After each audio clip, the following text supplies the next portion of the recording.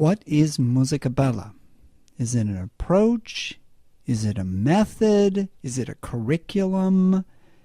Is it state-adopted this? Is it national standards? What is it in a nutshell? Simply put, musica bella is a way of thinking about how music is made and how we can help children understand music at its core by approaching it holistically from a creative standpoint. In elementary music, we have pre-planned linear lessons. We have step 1, you do this. Then we move on to step 2, 3, 4, and at the end of a class or at the end of a series of classes, we have something that we can perform for others.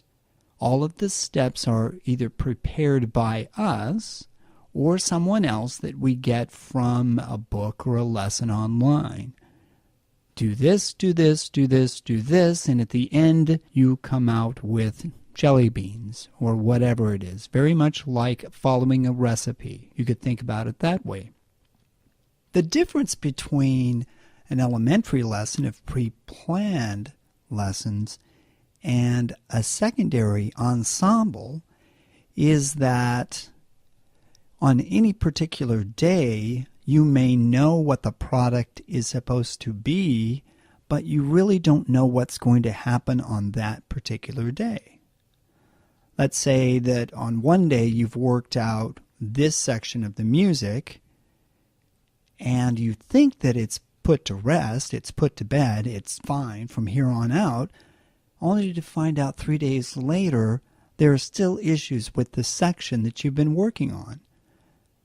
Can you plan for that? No. You have to, in the moment, react, and reacting's never good, but you need to attend to what's going on in the classroom at that particular moment in time.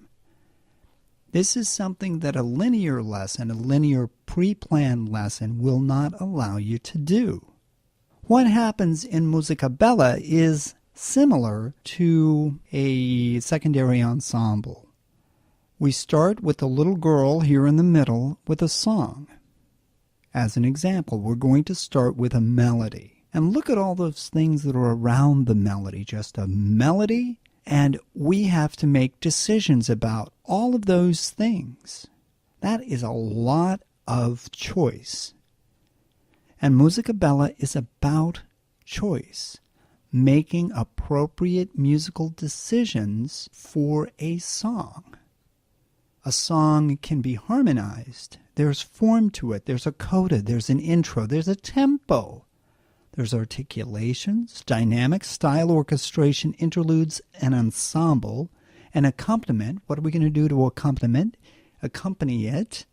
There's meter. There's text. There's rhythm.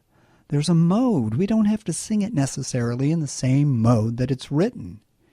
There are all of these choices to be made, and children learn about music by the choices they make.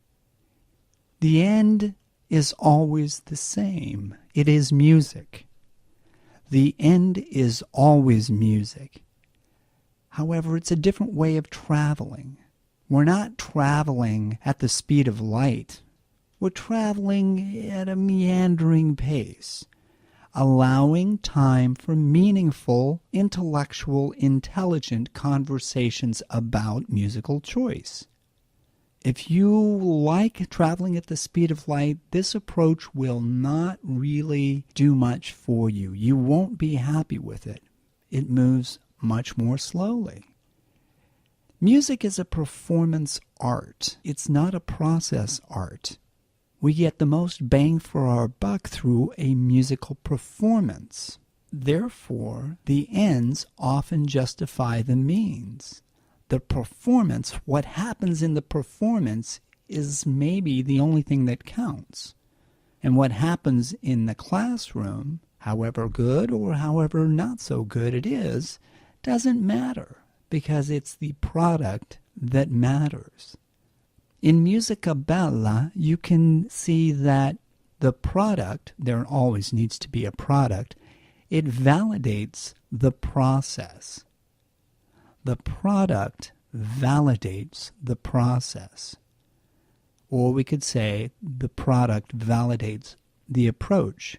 Approaching music, approaching the business of educating children's ears and minds and then their eyes to make appropriate musical choices is a slow process. It's built upon a single song at a time.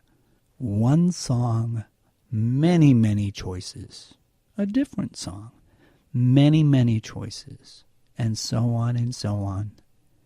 And over time, children learn to make appropriate musical choices for themselves, building independent musical thinking.